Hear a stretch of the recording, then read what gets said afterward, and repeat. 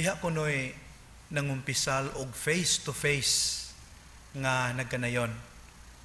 Padre, sala ba ang garbo? Ang confessor nga veterano na, nagduko ug nagpiyong, kalma kaayong mitubag pinaagi og pangutana. Igsoon, unsa may nakahaling o naglaog sa imong garbo? Ang penitent wala magduha-duha, miangkon dayon, Padre, ang akong hitsura ug talagsaong panagway mao kini naglaog ug naghaling sa akong garbo. You see, Father, every day I look at myself in the mirror several times, and each time I always tell myself how stunningly adorable I am beyond compare. Padre, gikasakit jud nako kining maong batasana. Ang pari mga kigsuonan miyahat, mitutok pag-ayo sa nangumpisal, ug manggiluyon kaayong miingon. Igsuon, ayaw palabig kaguol. Gitunto ka lang sa imong nakita sa samin. Dili garbo ang imong sala. Ang tawag sa imong sipyat, nagdahom in town. Sa tinagalog, akala mo lang. Ug sa in English pa, honest mistake. Mauna nga isip penitensya, adto karon dito sa oratory, ug kantaha sa hinay lang nga paagi. Ang alawiton, open our eyes, Lord. Unya inighuman, tambag nga inigsoon, pataod ug ang Diyos. Mga kaigsuonan, sa pagpatunhay niya sa paghari sa Dios dinhi sa kalibutan, gawas nga gipasaylo sa atong Ginoo ang mga makasasala, gihiusa usab niya sila pagbalik ngadto sa katiligman sa katawhan sa Dios. Human sila mahimulag tungod sa mga kalapasang nahimo. Usa sa mga timailhan niining kamatuoran mao ang gawas nun kaayong pagpakigsalo sa atong Ginoo sa mga makasasala. Ang gahom sa pagpasaylo sa mga sala ug paghiuli sa mga mahinulsolon balik ngadto sa Dios ug ngadto sa matuhuong katilingban gipaambit sa atong Ginoo ngadto sa mga apostoles ubos sa pagpangalagad ni San Pedro ang giisip natong unang Santo Papa sa simbahang Katoliko. Busa aron mapalugdang kining pagtulunan atong hinuktukan karon ang angay batunan ni adtong buot makighiuli sa Dios ug sa iyang simbahan. Atong tugutan ang Catechism of the Catholic Church, numbers 1440 to 1498 sa paggiya nato nining atong pamalandong karon. The sacrament of reconciliation requires three things from a penitent: contrition, confession, and satisfaction. Atong tagsa-tagsaon kini og pamalandong ha. Una, contrition. Ang paghinulsol mga kaigsuonan mao ang kasubo sa kalag. Deep sorrow, kasubo sa kalag o kasilag sa sala nga nabuhat. Inubanan sa hugot nga tiguha, sa paglikay na gayod sa pagpakasala, tungod sa dakong gugma alang sa Ginoo. Such is called perfect contrition or contrition of charity. Take note ha. This contrition of charity obtains forgiveness of mortal sins if it includes the firm resolution to take recourse to sacramental confession as soon as possible. Unsay nabantayan ninyo ni adto miaging Semana Santa? Di ba lisod ang pagkumpisal? Kay stricto pa kayo ang mga restrictions, quarantine restrictions, kay hayto sa paghugpa sa COVID-19. Di ba lisod kayong pagkumpisal? Unsay gitambag nato sa archdiocese? That's right, to undergo perfect contrition. Contrition of charity. Akong balikon, it obtains, take note, it obtains forgiveness even of mortal sins. Sa pag-undergo lang nimo ana, di pasaylo na ka, provided naa ang firm resolution na basta makapangumpisal na ikahigayunan, mangumpisal kadayon. You are forgiven of your sins, including the grave ones. In ana ka bililhon ang perfect contrition.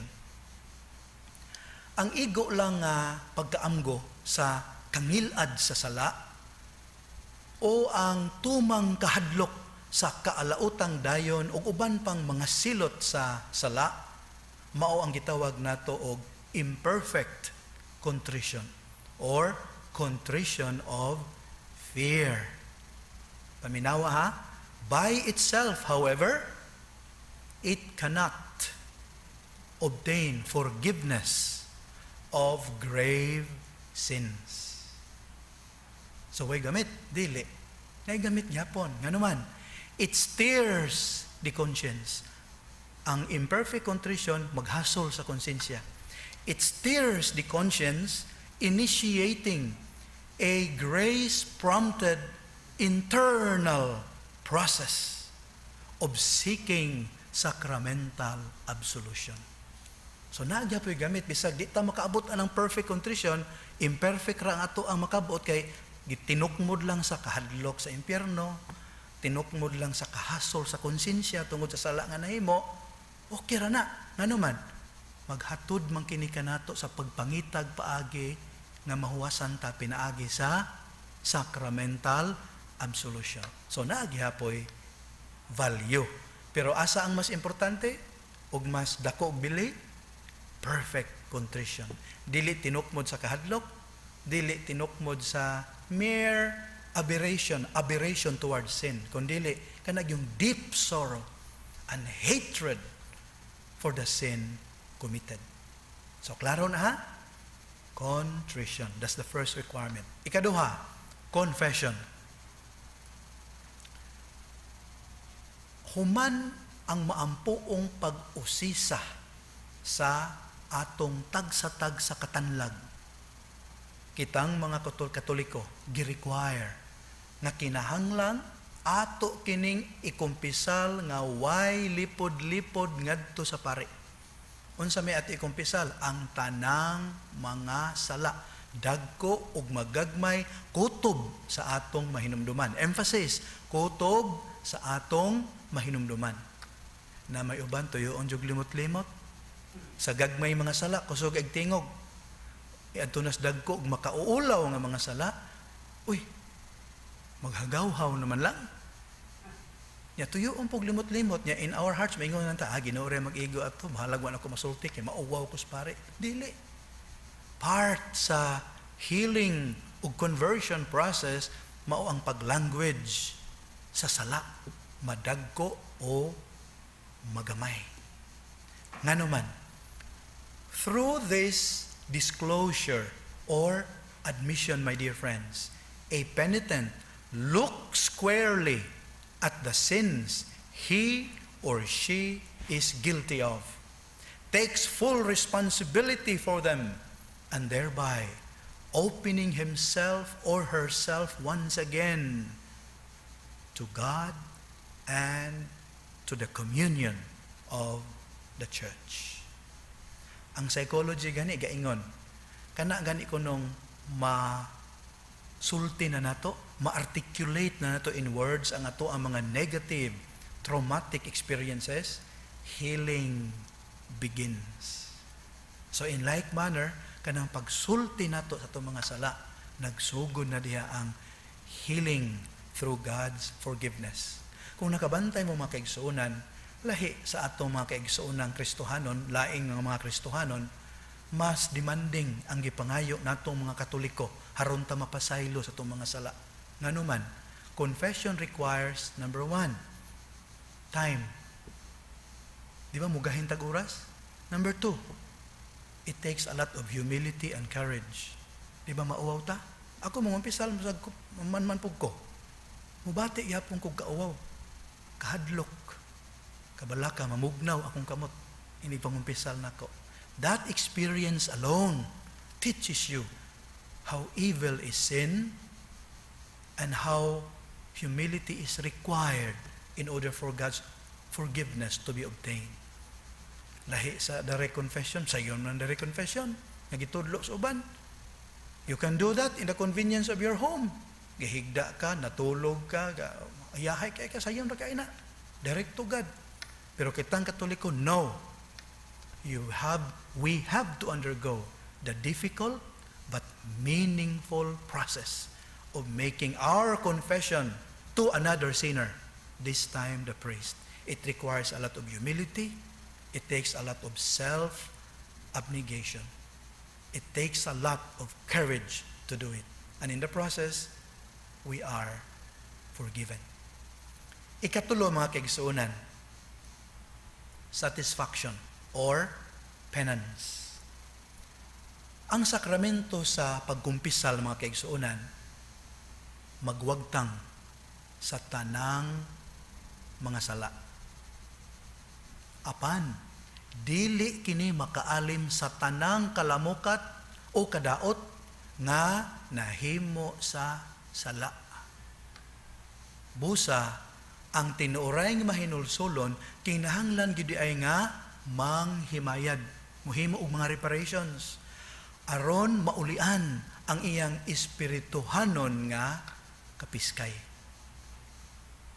Ang sala nga ikamatay or mortal sin, maghikaw ka nato sa kinabuhing dayon nga mao ang eternal punishment of sin. Samtang ang gagmayng mga sala or venial sin, maghatod ka nato sa kakulang sa kahingpitan nga maghimo ka nato nga unworthy of God and unworthy of heaven. Mauna nga kinahanglan gyud kining putlion samtang buhi pa kita pinaagi sa mga pagsulay, paganto sa cross nga atong gipas-an. Nya kundi pag gyud ni nato mabayran tanan, putlion ni siya human sa atong kamatayon pinaagi sa paganto sa purgatorio nga gitawag nato kini og temporal punishment of sin. Klarohon tani ha, ayaw gyud kalimti, eternal punishment of sin, our eternal disqualification from heaven. Kuyaw ka ina.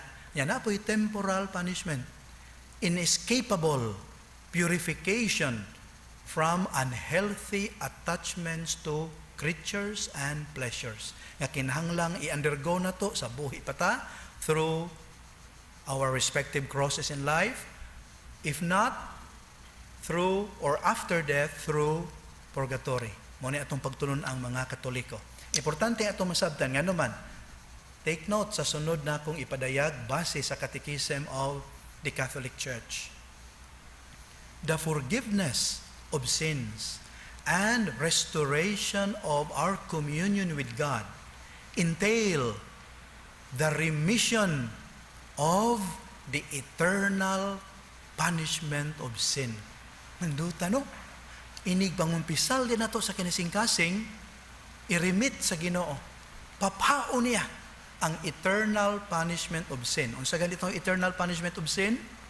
That's right, not being able to see God face to face forever. Yan ang wagtangon, inighimo na to meaningful heart-to-heart confession, heartily made confession. Pero take note sa sunod nga linya, but the temporal punishment of sin remains.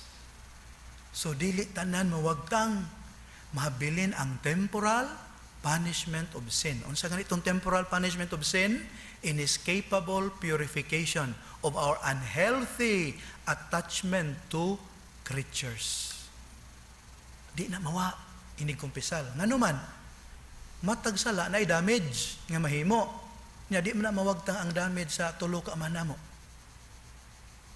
Matag sala na ay imperfection nga nahimo. Nya dili man na mawa lang. Pinagi sa paghimog istasyon sa cross o pagrosaryo. Di man na mawa. So naapay bayranan. Temporal punishment of sin. Unsa man ning temporal punishment? Angay ning kahadlukan, matod pa sa Catechism of the Catholic Church, while bearing sufferings and trials of all kinds, and when the day comes, serenely facing death, the Christian must strive to accept this temporal punishment of sin as a grace and as following from the very nature of sin, not as a kind of vengeance inflicted by God from without or gaba. So dili inana makatabang gihapon ang temporal punishment of sin kay andamon man ta. Kung dili mangga dinhi sa kalibutan, hopefully dinhi maimpas na naapay laing chance dito sa purgatorio.